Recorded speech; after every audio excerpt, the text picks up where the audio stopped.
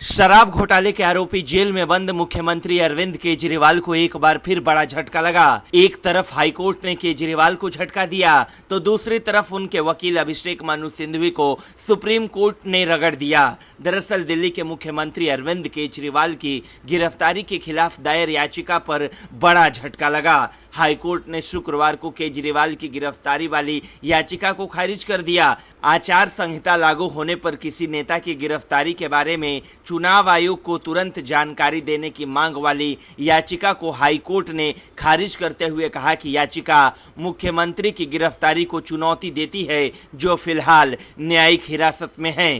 Court ने कहा है कि ये देखा गया है कि वर्तमान में दाखिल की गई याचिका सुनवाई योग्य नहीं है। कोर्ट ने कहा कि व्यक्ति अभी न्यायिक हिरासत में है, जो कि वर्तमान याचिका से जुड़ा मामला नहीं है, इसलिए ये याचिका रद्द की जाती है। चुनाव आयोग के पास न्यायिक हिरासत में बंद विचाराधीन कैदियों के अधिकारों के संबंध में कोई अधिकार नहीं है। वहीं दूसरी तरफ अरविंद केजरीवाल की याचिका पर सुप्रीम कोर्ट में सुनवाई हुई, जहां गिरफ्तारी और रिमांड के खिलाफ याचिका दायर की गई।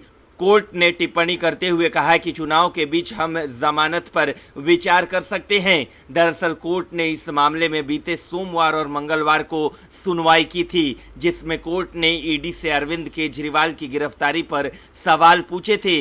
ईडी को उन्हीं सवालों का जवाब सुप्रीम कोर्ट में देना था। सुनवाई के दौरान अरविंद केजरीवाल के वकील ने कहा कि 16 मार्च तक मैं आरोपी नहीं था, फिर अचानक क्या हुआ। सुनवाई के शुरुआत में अरविंद केजरीवाल के वकील अभिषेक मनु सिंघवी ने कहा कि ईडी की तरफ से 16 मार्च को आखिरी समन आया था, जिसके लिए मुझे 21 मार्च को पेश होना था। ऐसे में 16 मार्च तक मैं आरोपी या दोषी नहीं था, फिर अचानक से क्या बदल गया। जिस पर कोर्ट ने जवाब दिया कि जब तक आप गिरफ्तार नहीं होते तब तक आप आरोपी नहीं हैं। फिर सिंघवी ने कहा कि जिन सबूतों के आधार पर केजरीवाल को गिरफ्तार किया गया वो 2023 से भी पहले की हैं। उन्हीं सबूतों को आधार बनाकर मनीष सिसोदिया को भी गिरफ्तार किया गया था।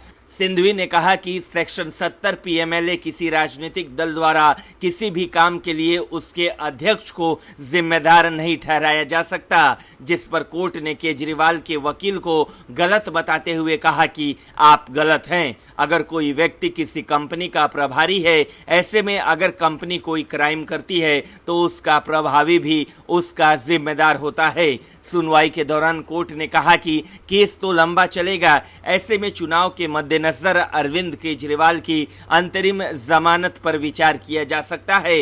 अब कोर्ट से अरविंद केजरीवाल को राहत मिलती है या नहीं, ये तो अगली सुनवाई में ही पता चल पाएगा।